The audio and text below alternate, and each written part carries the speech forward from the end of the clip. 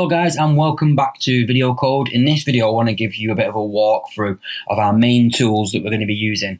This will be an overview of where things are, what's available.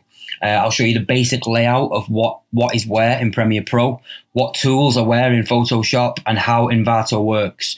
Now I'm going to be keeping this all based around the types of videos that I'm showing you to make, which is marketing videos. Now bear in mind, this is all of the tools that I use them in limited ways. I use them for marketing. They can do way more than I know how to do, that's for absolute sure. I use them for marketing, and that's what this course is about. It's about making marketing videos. So and also I may not be teaching you, I may not be using them in ways that are the absolute perfect way that a proper expert would use them, and use them extremely quickly. I use them in ways that it's fast for me to do the jobs that I need it to do. So I highly recommend you do the same thing, because these are sort of techniques that I've either learned or figured out over the years that work well for making marketing videos. So Envato.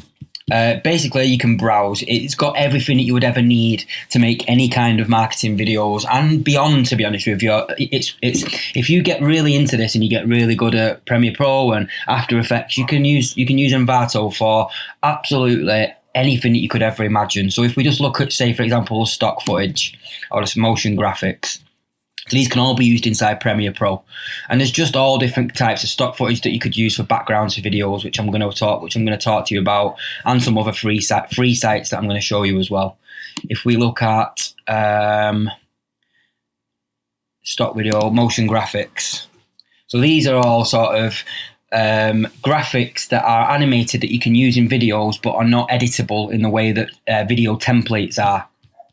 So these are all sort of like animated stock footage, basically. That's what these are. But sometimes they might have, say, like an alpha background, a transparent background. So you could put these graphics or these animations over other things. Sound effects, music, video templates. I'm going to go into great detail with these later, but product promos. So like I've used this one in the past. So it's like a sort of a product promo that you can edit and to suit your business by just switching out certain aspects of it. You can edit things like the website that it shows, or all that kind of stuff. All these are completely editable. So you might have these like iPhones where you can change the actual image on the iPhone, or you can put a video into it. Footage, mock-ups, all kinds of stuff. Flick through at your leisure, have a look at the types of stuff, but stick to, if you're following this program, then stick to the course, the marketing videos. Sound effects, which we can use, we could potentially use those. There's all sorts of stuff in there. Graphic templates, so like mock-ups, product mock-ups, websites, all kinds of stuff. Logos that you can use to just edit a little bit and then make a quick logo for something that you're going to be selling. Backgrounds, textures. I'm going to show you all this in the course. Everything will be, I'm not going to be showing you everything in here because some of it's not relevant to me, but the stuff that's relevant to marketing videos, I will actually absolutely be showing you how I do the stuff that I do. So that's inside Envato. Canva, in case you've not used it, I use this to create like quick logos when I'm launching something and I want to just get a basics of an outline, something that I can edit quickly. I might use this, and I'm going to show you that in upcoming videos also, how you can just quickly edit those. And this is what I use if you wanted to create something like a brand, a marketing outline, a sort of a visual look of how your brand will be that you can then take forward. You could quickly create it in here, and you could use that, no problem. You could add in, so say you could change like the icon here for icons that you find inside graphic templates and graphics and then icons, or Canva has a load, but some of them you have to pay for, and if you've already paid for Envato, chances are there'll be something equally as good or if not better inside there. Then Photoshop I use to do tasks that you can't do in Canva that you can do in here. So, for example, like one example of that might be if I want to make a logo, so I want to make something transparent. So let's say I bring that in here. I do go into this in a later video, actually, which I'll show you in detail. But there's no way with me. So in Photoshop, the main things that you're going to use are crop, move, and then little things like this, which I use. So let's say we wanted to animate this text as an animated video logo, which I do show you in a later video. I'm just showing you the sort of, this is why you need Photoshop, because let's say you wanted to get rid of the background. That's how quickly you can do it. So you get rid of the background so that when you then take this logo and you put it over some other background and you animate it, you've not got all this color in the background. So you can quickly use Photoshop to do really crucial jobs. I don't use Photoshop extensively, but I do use it for crucial jobs that there's no way I could do in any other way other than having Photoshop. So for the price that I pay for Photoshop, it's well worth it because it saves me an absolute ton of time doing it in other ways. If there even are any other ways, I don't know. But as we go through the course, you'll see what I use Photoshop for, and you'll see that I'm using it for things that there's no way I could use it for any other in any other way. So if I just sort of close this one. Let's say, for example, again, this was just something that I was working on for a product that I launched, and I wanted to pick the color. Where's the eyedrop tool? So you'd use the eyedrop tool. Probably that one. Yeah, so the eyedrop tool. And then I would do that. So pick the colour. And then I would take this. And I would then get my brush.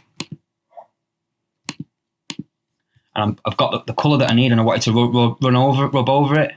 So I wanted to change the name of this.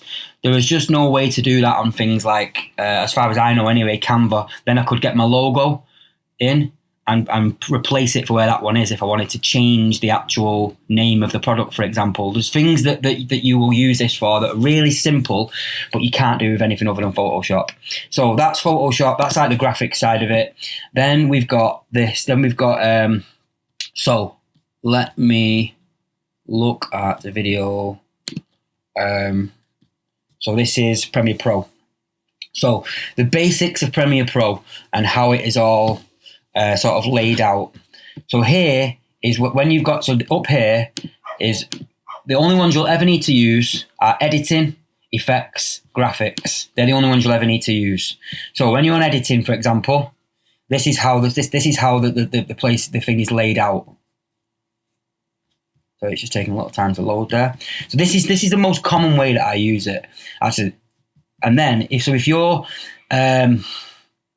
double click on it, when you double click down here, this is how you bring your videos or whatever it is, or images or graphics or all that kind of stuff into Premiere Pro. That's the basic way of doing that. Then when you've got it in, when you double click on it, it will open it up here, and then you can use this to slide along. And let's say I want to start to bring it in here.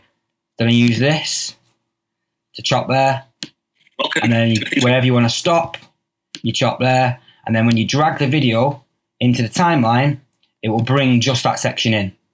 That is bringing video into Premiere Pro in a nutshell. You'll never need to do any more than that when you're just making marketing videos, that kind of stuff. So that's that. Your preview of what the video looks like is over here. If you use this bar here, it will expand it out or increase or decrease the view so you can see more of it. You can get more precise with how you cut things. In the next video, I'm going to show you things like how to quickly cut and move stuff around.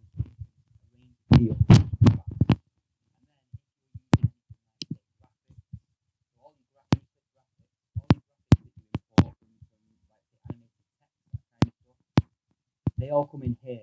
And you drag them in here, and then it'll add it.